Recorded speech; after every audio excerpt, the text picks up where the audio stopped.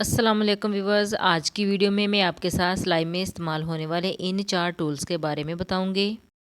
ये टूल्स हमारे सिलाई के काम को बहुत आसान बना देते हैं। तो ये पहला टूल जो है, इसको हम सीम रिपर या थ्रेड ओपनर कहते हैं।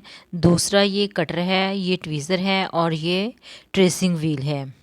जो लोग प्रोफेशनल सिलाई करते हैं उनके पास तो ये चारों टूल्स लाजमी होने चाहिए, लेकिन जो प्रोफेशनल सिलाई नहीं भी करते उनके पास भी इनमें से जो ये कटर और दूसरा जो है थ्रेड ओपनर वो लाजमी होना चाहिए। तो अभी मैं कटर का इस्तेमाल आपको करके दिखाती हूँ कि कैसे हम इसको इस्तेमाल करते हैं। कटर का इस्तेमाल एक तो हम वहाँ करते हैं जहाँ हमारी सिलाई मुकम्मल हो जाती है और हम धागा काटते हैं। तो कैंची ज़रा हैवी होती है, बार बार कैंची को उठाकर धागा काटना थोड़ा मुश्किल हो जाता है। हम वहाँ पर इस कटर की मदद से धागे को काट लेते हैं। इस कटर का दूसरा इस्तेमाल हम वहाँ करते हैं जब हमारी कोई सिलाई गलत लग जाती है या हमें कोई सिलाई अधेड़ना पड़ती है। तो हम थोड़े थोड़े फासले पर इस तरह से धागे को काट लेते हैं और धागा काटने के बाद फिर जब हम दूसरी तरफ वाले धागे को पकड़कर खींचते हैं तो पूरी सिलाई बड़ी आसानी के साथ निकल जाती है। अभी आपने देखा कि सिलाई कितनी आसानी के साथ उधड़ गई है और इससे हमारा कपड़ा भी ख़राब नहीं होगा। ये जो धागे बच जाते हैं ये भी हम आसानी के साथ रिमूव कर लेते हैं।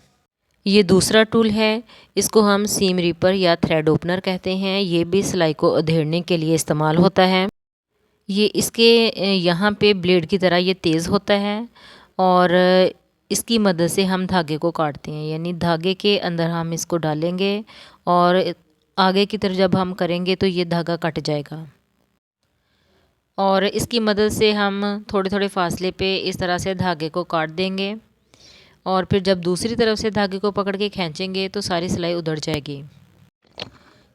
ये थ्रेड ओपनर को हम एक और तरह से भी इस्तेमाल करते हैं। हमने सिलाई को अधेड़ना है तो ये जो इसका ये वाला हिस्सा है ये हमने सिलाई के नीचे रखना है, यानी सिलाई से नीचे आना चाहिए और इसको हम इस तरह से आगे की जानिब खींचेंगे तो जो हमारी सिलाई है वो आसानी के साथ उधड़ जाएगी। ये देखें, दोबारा चेक करें। जब हम इसको इस तरह से खींचेंगे तो ये हमारी सिलाई जो है वो कट रही है। हमारा ये तीसरा टूल, इसको हम ट्वीज़र कहते हैं और ये डिज़ाइनिंग वगैरह ख़ास तौर पर जब हम चुनर डालते हैं या फ्रिल वगैरह बनाते हैं तो वहाँ पे इसका इस्तेमाल किया जाता है। बाज़ औक़ात डिज़ाइनिंग इस तरह की होती है जिसमें हमारी उंगली का इस्तेमाल होता है और उंगली ज़ख्मी होने का ख़तरा भी रहता है, तो वहाँ पे हम ये ट्वीज़र इस्तेमाल कर सकते हैं।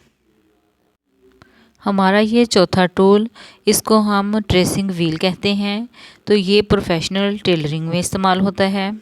जब हम कपड़े की कटिंग करते हैं तो एक साइड पे तो हम ट्रेस कर लेते हैं चॉक्स वगैरह से, तो दूसरी तरफ निशान लगाने के लिए हम इस व्हील का इस तरह से इस्तेमाल करते हैं। जब हम उस ट्रेस किए हुए कपड़े पे व्हील को रख कर घुमाते हैं तो निचली जानब भी उसका निशान बन जाता है। तो अभी मैं आपको इसका प्रैक्टिकल करके दिखाती हूँ। ये मैंने इस तरह से बाजू लिया है और एक इसका बाजू निचली तरफ है, ऊपर तो हमने चौक के साथ निशान लगा लेना है। तो अब हमने निचली जानब भी सेम जगह पे निशान लगाना है, तो उसके लिए हम ये ट्रेसिंग व्हील का इस्तेमाल करेंगे। जो चौक के साथ हमने निशान लगाया है उसके ऊपर रखकर हम इस व्हील को घुमाएंगे जिससे हमारा निशान निचले वाले कपड़े पे भी चला जाएगा। तो अभी मैं आपको दिखाती हूँ, ये देखें नीचे वाले कपड़े पे भी निशान आ गया है। इस तरीके में हम स्लीव्स और जो हमारी फिटिंग का निशान होता है वहाँ हम इस व्हील को इस्तेमाल करते हैं। व्यूअर्स, उम्मीद है कि हमारी आज की वीडियो आपके लिए हेल्पफुल रही होगी। अगर वीडियो अच्छी लगी तो लाइक करना मत भूलिएगा। नई वीडियो के साथ दोबारा मुलाकात होगी, तब तक अल्लाह हाफिज़।